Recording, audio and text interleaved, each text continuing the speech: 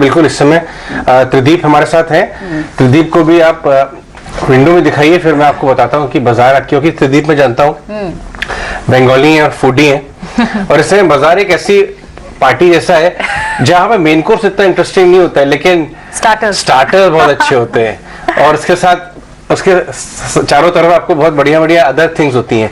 Main course शायद थोड़ा boring होता है, तो निफ्टी बैंक निफ्टी छोड़ दीजिए, बाकी काम सबसे अच्छा हो रहा है साइड मार्केट में। और साइड मार्केट में आपको बहुत स्मॉल कैप पेनी स्टॉक में जाने की जरूरत नहीं है। आपको हर सेक्टर में ऐसी कंपनीज आ रही हैं जो बीट एंड डाउन सेक्टर्स हैं, सॉलिड कमेंट्री, सॉलिड अर्निंग्स, वहां काम करिए ना अगर आप ट्रेडर हैं। बीट एंड डाउन सेक्टर के अच्छे शेयर्स, बहुत बढ़िया, अच्छा काम हो रहा है। बट मैं आपको बता दूं एक बार त्रिदीप से बातचीत शुरू करने से पहले कि डाउ फ्यूचर्स हरे निशान में आ गए और दूसरा नेक्स्ट 24 घंटे में नियर टर्म में आपको यूएस सीपीआई के ऊपर बहुत ज्यादा फोकस करना पड़ेगा। हमने सुबह भी आपको बताया था। और ट्रिगर्स लेके आइए डायरेक्टर साहब और ट्रेडर स्क्रीन लेके आइए, तो आपको बता दें कि रेंज अभी बाजार की वही बनी हुई है, रेंज में कोई दिक्कत नहीं आई है। गिरावट पे अगर आपको नई पोजीशन जरूर लेनी चाहिए, चेज मत करिए, बाजार थोड़ा सा स्ट्रेस्ड है। 17,200 17,600 की रेंज, 38,000 38,500 38,800 की रेंज अभी भी बरकरार है। और यूएस सीपीआई का डेटा जो आज शाम हमारे लिए और हम रिएक्ट करेंगे कल सुबह, उसमें मालूम चलेगा कि इन्फ्लेशन वाकई में पीक आउट हुआ है या नहीं। चलिए इस बात के साथ हम अपनी चर्चा आज की आगे लेके जाते हैं। प्रदीप, सबसे पहले बाजार में जो अर्निंग्स क्वालिटी आ रही है हम उससे बात करते हैं। टाटा केमिकल की अर्निंग्स क्वालिटी देख लीजिए आप, अभी अभी पिडिलाइट और हिंडाल्को के नंबर्स आए, फॉर दैट मैटर एबीबी। आपने कैसे अपने यूनिवर्स को एनालाइज किया? नमस्कार, thanks for inviting me to your show. मेरा ऐसा मानना है कि ये क्वार्टर रिजल्ट सीजन के नतीजों को अगर आप एक साथ जोड़ के देखें, जो ये क्वार्टर में नेगेटिविटी आनी चाहिए थी वो उतनी नहीं आई, which in my opinion is a positive.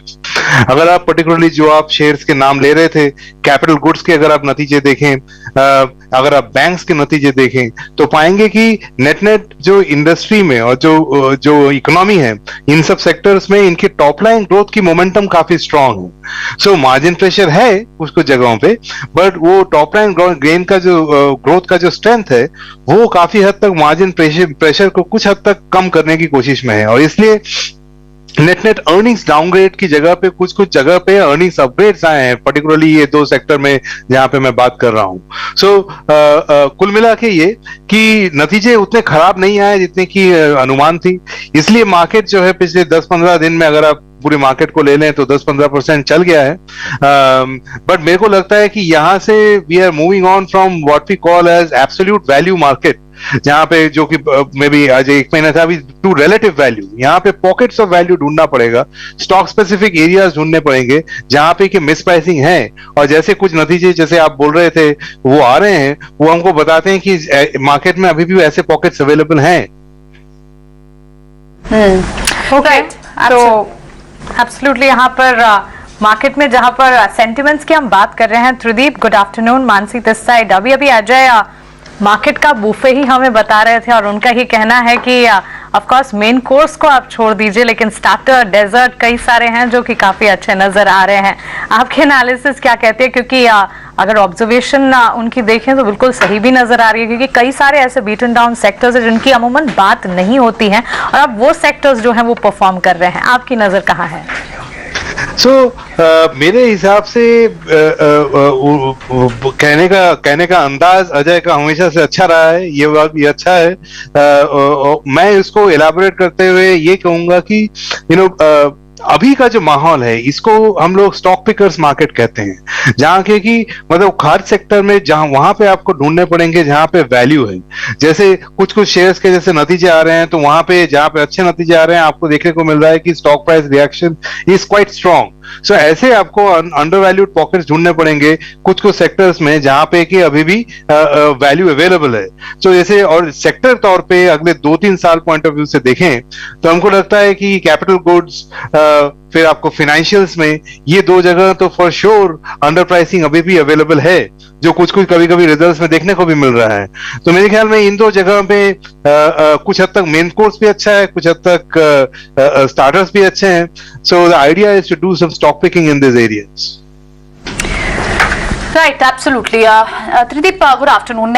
एक चीज और जो बड़ी बात है, आपके पोर्टफोलियो को भी हम देख रहे थे, आपका बड़ा एक्सपोजर कैपिटल गुड स्पेस में है, लगभग 12% एक्सपोजर आपके पोर्टफोलियो का कैपिटल गुड स्पेस में भी, और ये थीम बहुत स्ट्रॉन्ग है, इसे हम लगातार डिस्कस भी कर रहे हैं। आरबीआई की कमेंट्री में भी इनफैक्ट गवर्नर साहब ने क्लियरली कहा था, जिस तरह की कैपिटल, जिस तरह की कैपेसिटी यूटिलाइजेशन की, मैन्युफैक्चरिंग की, ये थीम तो बहुत स्ट्रॉन्ग है और वो क्लियरली प्ले आउट होती हुई दिखाई दे रही है। लेकिन इतनी बड़ी थीम है, अगर इसे मैं ब्रेक डाउन करना हो और सिंपलर वर्ड्स में या फिर और सिंपलर सेक्शन और कैटेगरीज में, तो आपको क्या पसंद आता है?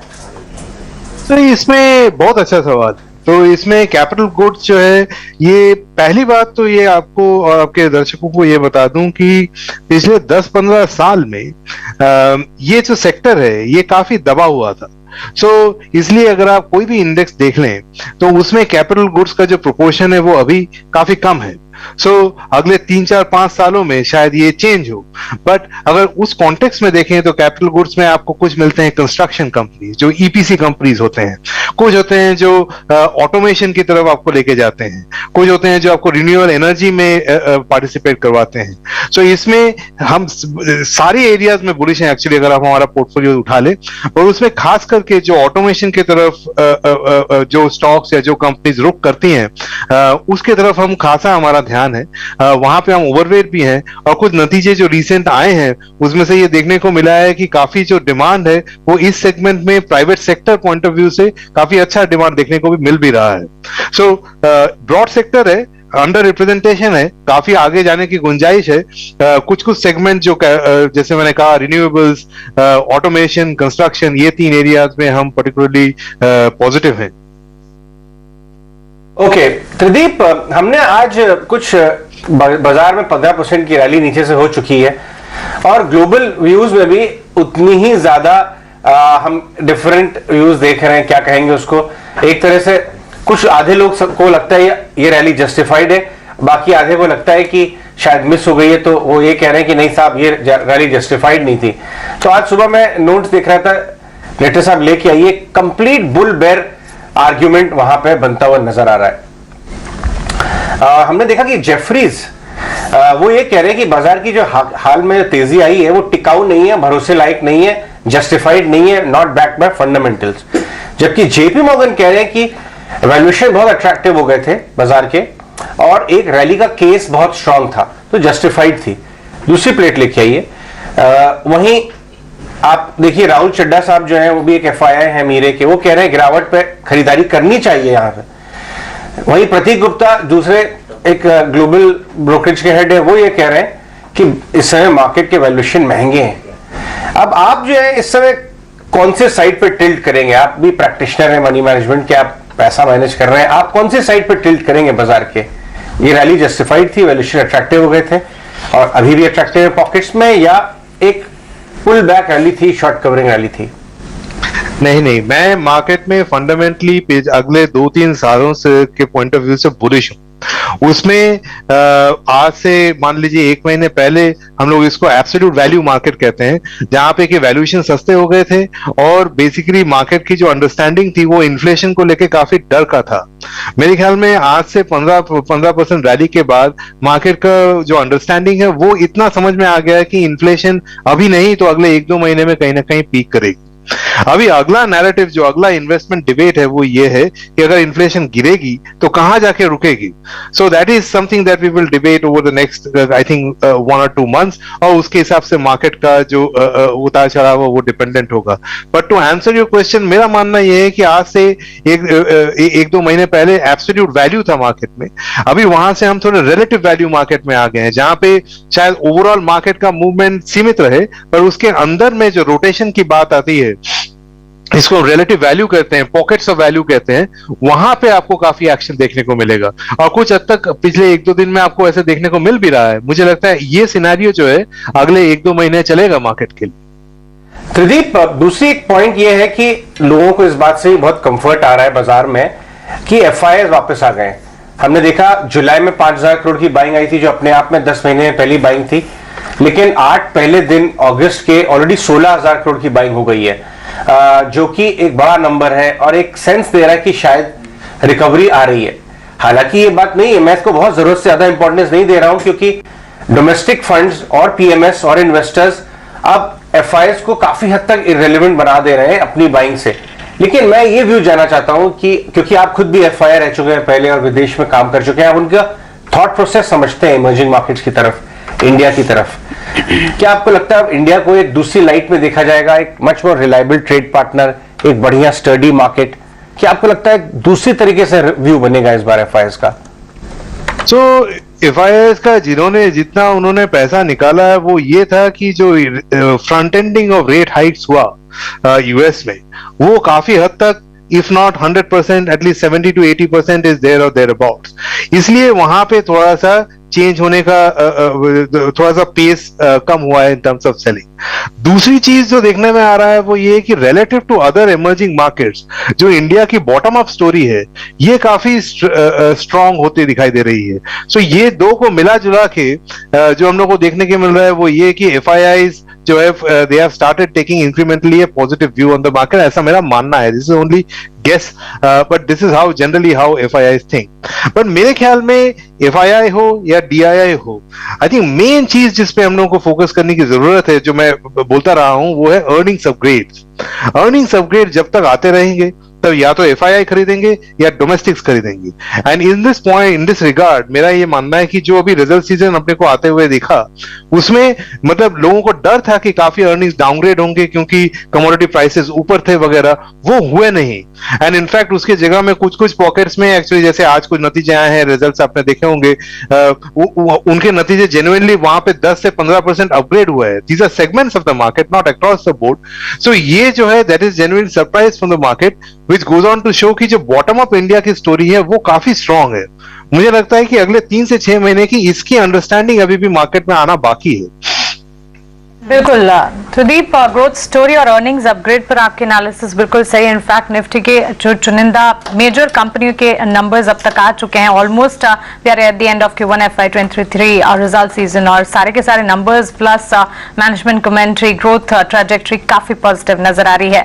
अब जब अर्निंग्स की बात चली है तो केमिकल सेक्टर पर आपसे राय जानना चाहेंगे, क्योंकि टाटा केमिकल्स के भी रोबस्ट सेट ऑफ नंबर्स आते हुए दिखे।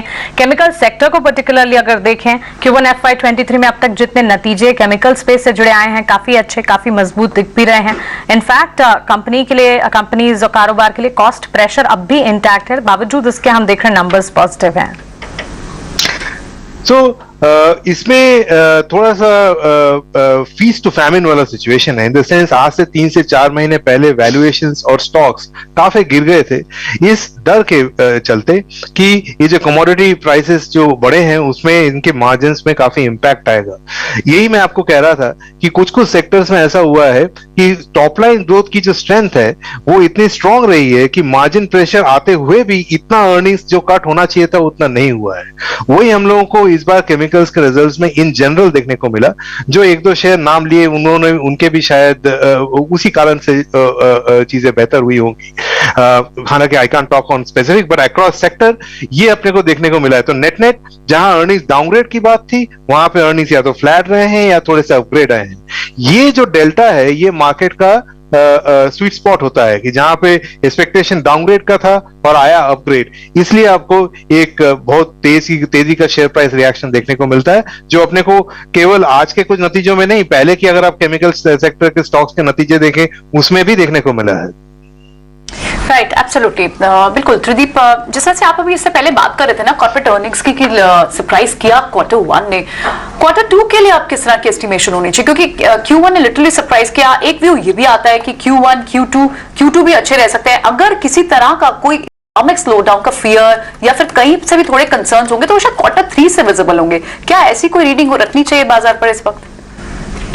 अभी जो एक्सपेक्टेशन है वो आई वुड से Q1 में एक्सपेक्टेशंस काफी कम थे going into the result season, इसलिए कंपनीज ने उसको अच्छे से बीट किया और आपको शेयर प्राइस में अच्छी खासी रैली देखने को मिली। क्लोजर टू Q2 अपने को ध्यान रखना होगा टू सी कि कहां पे एक्सपेक्टेशंस हैं, पर अभी भी अगर मैं देखूं तो जो एक्सपेक्टेशंस हैं वो जनरली बहुत ज्यादा हाई नहीं है। सबको अभी भी ये डर बैठा हुआ है कि ये इन्फ्लेशन का impact on consumer spending and in general inflation का impact with regards to margins of companies will be very high. But जो अंडर एस्टिमेट शायद किया जा रहा है वो ये है कि जो कंपनीज ने इसके अगेंस्ट में प्राइसिंग इंक्रीज ले रखा है पिछले 6 से 9 महीने में, उनका इंपैक्ट भी Q2 में आना शुरू होगा, particularly in some sectors more than others, but जरूर आना शुरू होगा। सो मेरे ख्याल में Q2 Q3 में वो सेक्टर में शायद ज्यादा एक्शन देखने को मिले जहां पे थोड़ी सी प्राइसिंग पावर हो। थोड़ा फॉरवर्ड लुकिंग स्टेटमेंट है, पर मुझे लगता है कि उस तरफ ध्यान करना चाहिए। ठीक है, एब्सोल्युटली त्रिदीप। त्रिदीप, बहुत बहुत शुक्रिया आज समय देने के लिए और ये सारे सवालों के जवाब हमारे व्यूअर्स तक पहुंचाने के लिए बहुत बहुत शुक्रिया आपका। चले बढ़ेंगे आगे और अब बाजार पर भी एक टेक्निकल व्यू ले लेते हैं।